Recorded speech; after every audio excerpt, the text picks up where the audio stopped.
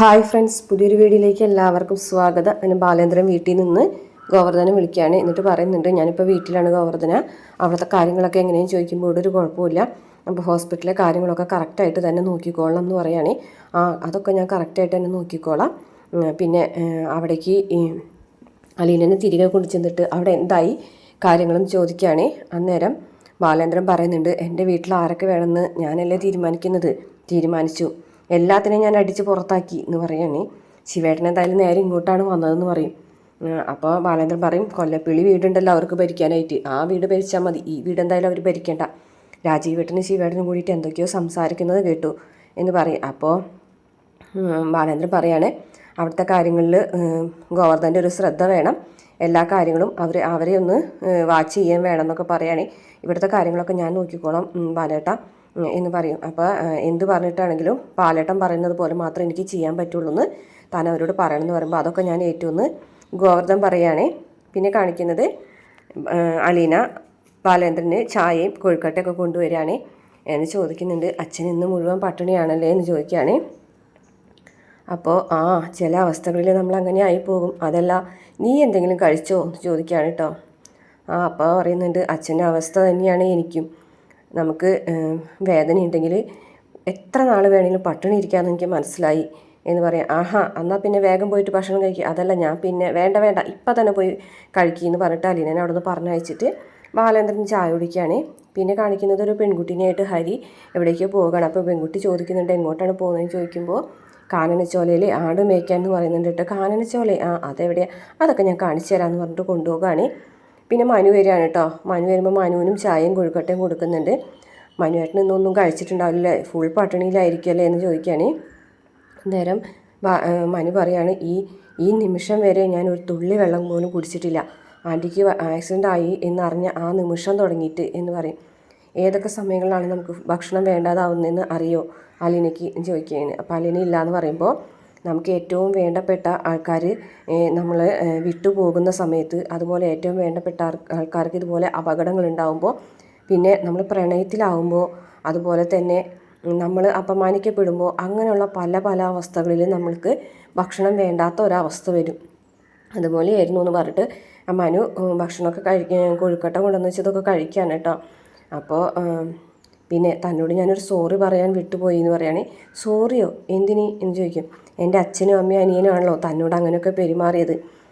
അങ്ങനെയാണെന്നുണ്ടെങ്കിൽ മനുവേട്ടന് സോറി പറയാൻ മാത്രമേ നേരെ ഉണ്ടാവുള്ളൂ, അതായത് അവർ ഇനിയും തന്നോട് മോശമായിട്ട് പെരുമാറുന്നതാണോ ചോദിക്കും. അത് സത്യമായിട്ടുള്ള കാര്യമല്ലേ മനുവേട്ട, അത് അവരുടെ കുഴപ്പമല്ല, അതെൻ്റെ കുഴപ്പമാണ്.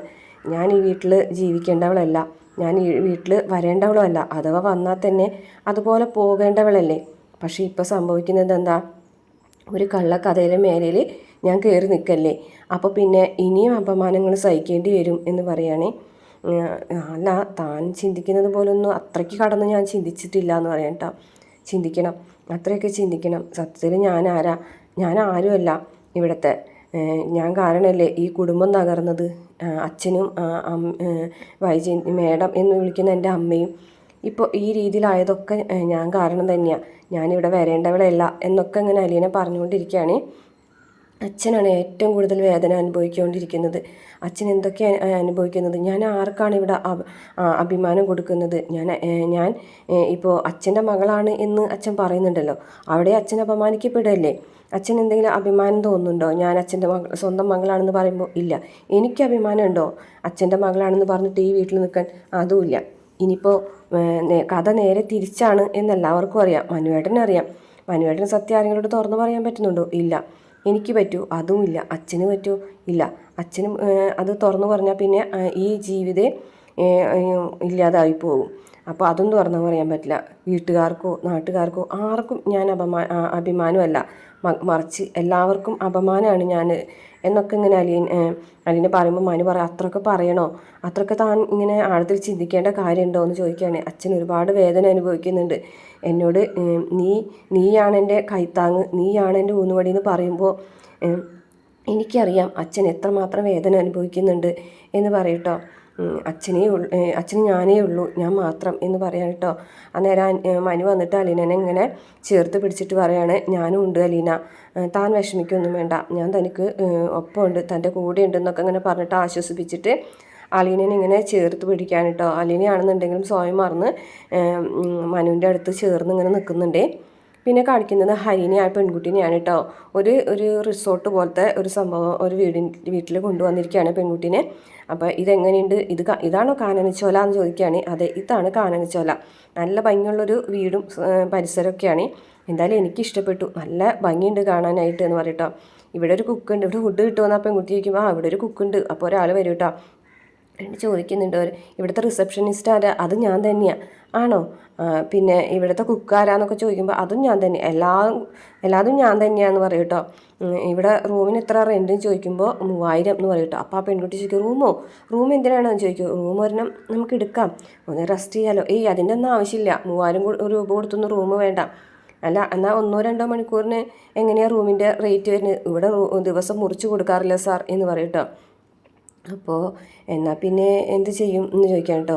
അങ്ങനെ മനുവല്ല ഹരി മൊബൈൽ എടുത്തിട്ട് ഞാൻ പൈസ തരാമെന്ന് പറഞ്ഞിട്ട് 3000 രൂപ കൊടുത്ത് റൂം എടുക്കുകയാണ്.